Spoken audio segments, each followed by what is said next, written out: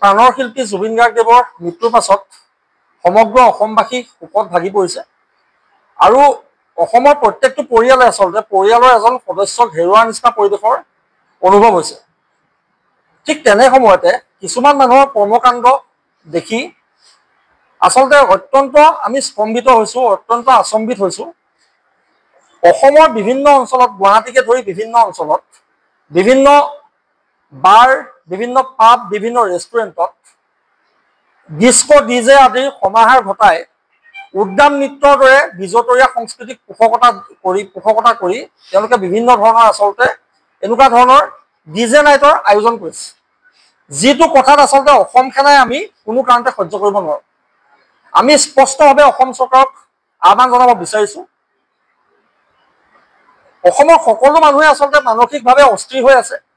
যি সময়ত প্ৰত্যেকজন অসমৰ মানুহে, প্ৰত্যেকগৰাকী অসমৰ মানুহে এই মৃত্যুৰ আচলতে তদন্তৰ দাবী কৰিছে, তদন্ত পানী নসৰকা হ'বলৈ দাবী জনাইছে, সেই সময়ত এনেধৰণৰ কিছুমান মানুহে আচলতে বিজতৰীয়া সংস্কৃতিৰ পোষকতা কৰি তেওঁলোকে মানুহৰ মনৰ আচলতে যি অনুভৱ হৈ আছে সেই অনুভৱটোক তেওঁলোকে অনুধাৱন কৰিবলৈ শিকা নাই।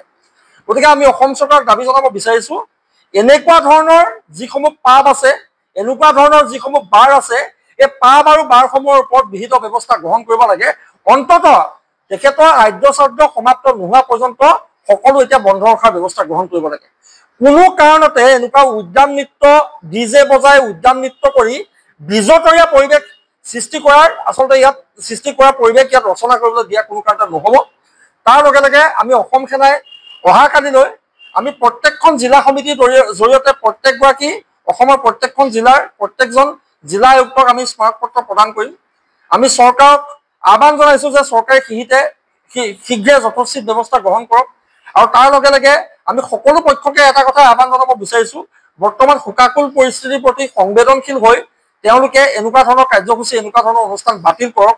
আৰু যদিহে বাতিল নহয়, এনেকুৱা শোকাকুল পৰিস্থিতিৰ পাছতো তেওঁলোকে যদি অসমীয়া মানুহৰ মনৰ দুখ, মনৰ মৰ্মবেদনা যদি উপলব্ধি কৰিব নোৱাৰে, অনুধাৱন কৰিব নোৱাৰে, যদি এনেকুৱা ধৰণৰ অনুষ্ঠান বাতিল নকৰে, অসম সেনাই কিন্তু ভৱিষ্যতৰ সময়ত ৰাইজৰ সহযোগত এনেকুৱা ধৰণৰ অনুষ্ঠান বন্ধ কৰিবলৈ বাধ্য হ'ব। গতিকে আমি পুনৰবাৰ আপোনালোকৰ প্ৰচাৰ মাধ্যমৰ জৰিয়তে সকলো পক্ষকে আমি সকীয়াই দিব বিচাৰিছোঁ। গুৱাহাটীত ইতিমধ্যে GS ৰোডত কেইবাখনো পাবে এনেকুৱা ধৰণৰ কাৰ্যসূচীৰ কাৰণে তেওঁলোকে বেনাৰ প্ৰস্তাৱ প্ৰিণ্ট কৰিছে।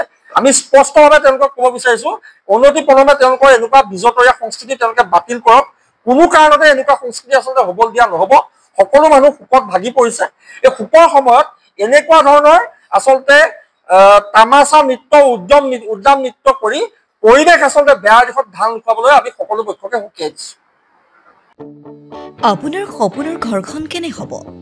আপোনাৰ সন্তান আৰু আপোনজনৰ সৈতে কেনেদৰে কটাব আপোনাৰ আজৰি সময়? এই সকলোবোৰ সমস্যাৰ সমাধান লৈ শুভম গ্ৰুপে আপোনাৰ বাবে লৈ আনিছে আপোনাৰ সপোনৰ ঘৰখন। 362টা ফ্লেটযুক্ত শুভম গাৰ্ডেনৰ সফল নিৰ্মাণৰ পাছতে 20 বছৰৰ ভৰসা, 16টা প্ৰজেক্ট, 28 লাখ বৰ্গফুটৰ সম্পূৰ্ণ নিৰ্মাণ আৰু 15 লাখ বৰ্গফুটৰ চলিত প্ৰকল্প নিৰ্মাণৰ অভিজ্ঞতাৰে যোৰহাটত শুভম গ্ৰুপে নিৰ্মাণ কৰিছে দ্বিতীয়টো প্ৰজেক্ট শুভম পাৰ্ক। অত্যাধুনিক সা সুবিধাৰে নিৰ্মিত শুভম পাৰ্কত আপোনাৰ আৰু আপোনাৰ সন্তানৰ বাবে থাকিব club, badminton court, community hall, kids play area, splash pool আৰু জিম ক্লাব। প্ৰতিটো ব্লকত থাকিব 2.5 BHK, 3 BHK, 3.5 BHK ফ্লেট। লগতে থাকিব আপোনাৰ আৰু আপোনাৰ আপোনজনৰ প্ৰাপ্তিৰ সাহী। আজিয়ে বুক কৰক আপোনাৰ সপোনৰ ঘৰখন।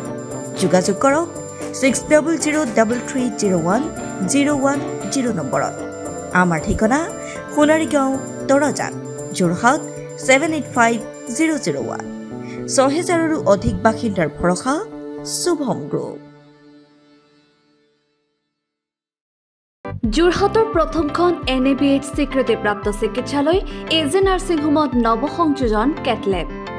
96খন বিচনাযুক্ত neurology, nephrology, urology, medicine, OBS and gynaecology, orthopaedics, paediatrics, cardiology প্ৰতিটো বিভাগৰে নিয়মীয়া OPDৰ লগতে ডায়েলিচিছৰ সুবিধাযুক্ত চিকিৎসালয়খনত সংযোজন কৰা হৈছে হৃদৰোগীসকলৰ বাবে অত্যাধুনিক কেটলেব। য'ত মুখ্য চিকিৎসক হিচাপে আছে অভিজ্ঞ কাৰ্ডিঅলজিষ্ট ডাক্তৰ গৌতম দাস আৰু তেখেতৰ সহযোগীসকল। ইতিমধ্যে যোৰহাটস্থিত চিকিৎসালয়খনত প্ৰথমবাৰৰ বাবে সম্পন্ন হৈছে এনজিঅ'গ্ৰাফি আৰু এনজিঅ'প্লাষ্টি। ইয়াৰ লগতে 12খন বিচনাযুক্ত ICU, নিঅ'নেটেল ICU তথা মাল্টি স্পেচিয়েলিটি হস্পিটেল হিচাপে 3টাকৈ মডুলাৰ OTৰ উপৰিও 24 ঘণ্টাই ৰাইজৰ বাবে উপলব্ধ এক্স-ৰে, আল্ট্ৰাছাউণ্ড আৰু চিটি স্কেনৰ লগতে অত্যাধুনিক চিকিৎসা সেৱা।